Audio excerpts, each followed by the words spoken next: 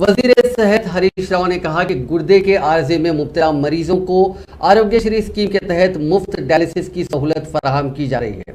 उन्होंने आज हैदराबाद के वेंगलराव नगर में Indian institute of health and family welfare के दफ्तर में डायलिसिस के मरीजों को दिए जाने वाले आसरा पेंशन की तकसीम के प्रोग्राम में शिरकत की।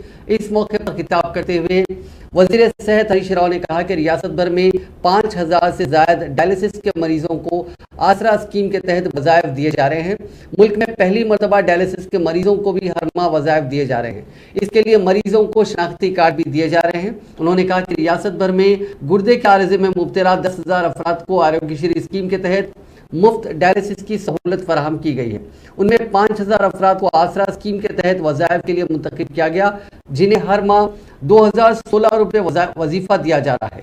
हरीश राव ने कहा कि चीफ मिनिस्टर चंद्रशेखर राव ने डायलिसिस के मरीजों को हर माह वजीफा देने का एक तारीखी फैसला किया, जिसकी नज़ीर मुल्क की किसी भी रियासत में नहीं मिलती। उन्होंने कहा कि हुकूमत ने गुर्दे के आर्जे में मुब्तला अफराद को मुफ्त डायलिसिस और दीगर तिब्बी सहूलियात फराहम करने के लिए बजट में अलहदा तौर पर 100 करोड़ रुपए की रकम मख्तस की है। उन्होंने कहा कि रियासत में गुर्दे के आर्जे में मुब्तला मरीजों को हर तरह की सहूलत फराहम की जा रही है।